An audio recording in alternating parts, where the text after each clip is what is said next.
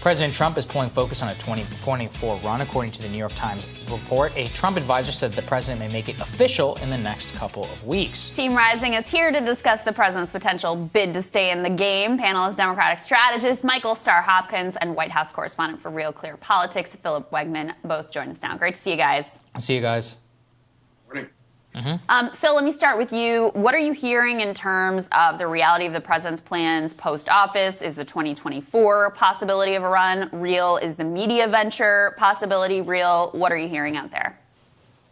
Well, remember, President Trump filed for re-election on inauguration 4 days ago. He doesn't like to waste a lot of time. I wouldn't be surprised if he makes similar moves in the next couple of months. What I'm looking at as we try to determine what his next steps are going to be is how the guy can make money.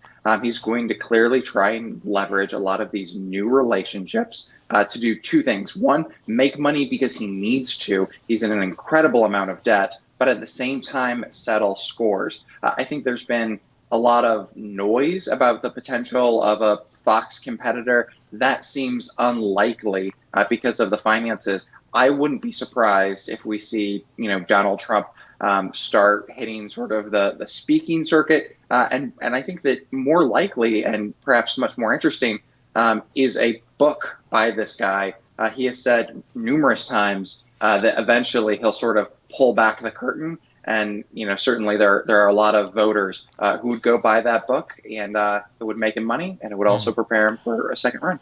Yeah, this is an interesting thing, Michael. I'm not sure if I've asked you this before, but one of Crystal's contentions, which I find really interesting, is if Trump were to run in 2024 and immediately announce it, would it freeze the Democratic Party in time? Would it make it so that if you criticize Biden or if you have any kind of internal fights, that it would be accused like it was in 2020 campaign of trying to help Trump? How do you see him as a unifying force in the Democratic Party, both for ill and for good? So I think for Democrats, it actually would be useful because he gives us a foil. If you don't support Joe Biden, if Democrats don't work together, this is what we will get in 2024. Because I believe if Trump runs in 2024, he stands a decent chance of getting reelected. But I think it's worse off for the Republicans because what he's going to do is really hold the Republican Party by the throat. He's already talking about how he's going to control the RNC and the way that money's spent. And he's such a dominating figure that Republicans aren't going to be able to really start to leak new names and the Hawleys of the world. They're not going to be able to really get oxygen. Mm-hmm. Yeah, I guess I don't disagree with you, Michael. I think Trump will be very useful for the establishment of the Democratic Party to try to keep everybody in line. Oh, my God, you can't say that. You're helping the Republicans. You're helping fascist Donald Trump get back to the White House. So I think it will be useful for them. I think it will be very unuseful for people who are trying to change the direction of the party.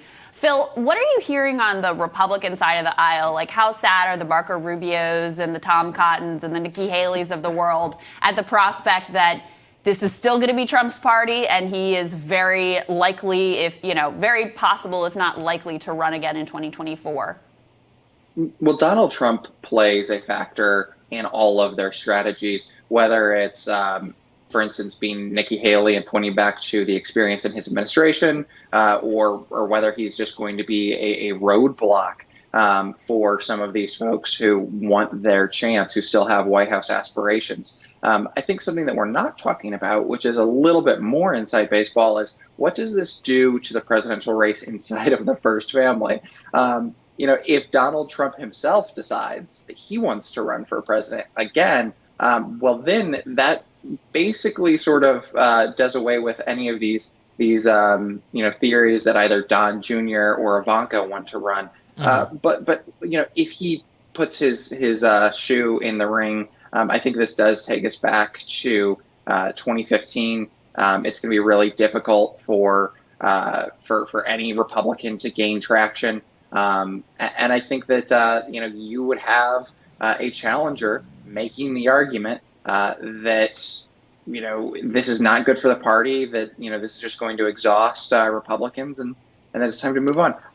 That's hard. This is a hard argument to make when he has it's not gonna happen. Millions of rabid supporters. Do you think that I saw a totally premature and ridiculous, but still fun to look at 2024 Republican horse race poll, and number one in the poll was Donald Trump.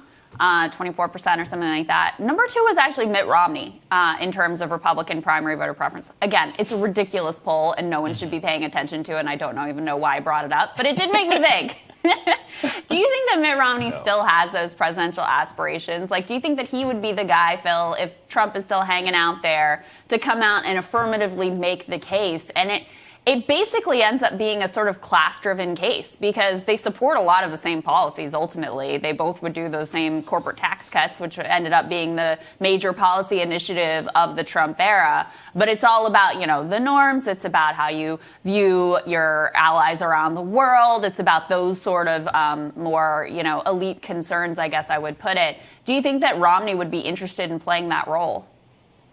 I'm certain that Mitt Romney is always interested in the presidency, and I'm certain that he's probably one of the few people who thinks that he actually has a chance. There are 47% of Republicans who certainly, at very least, don't think he should be the nominee. I think that, there are some policy areas that are crossovers. But look, who is Mitt Romney? Mitt Romney is that resistance senator on the Republican side. And what I mean by that is when he challenges Donald Trump, it is more often than not from the center or from the left, and it makes it more difficult for conservative senators to attack him from the right, because then you just sort of get lumped into this, you're a wimp, just like Flake or Romney. That's a good point. I don't think there's a lot of appetite for Mitt Romney to lose a third time. I think you're absolutely right there. Michael, I guess the question for you is, you said something which is very interesting. You said, I think he has a decent chance of getting reelected. What would Joe Biden have to do in your estimation, or even Kamala Harris if Joe Biden doesn't run in 4 years, in order to stave off Trump once again?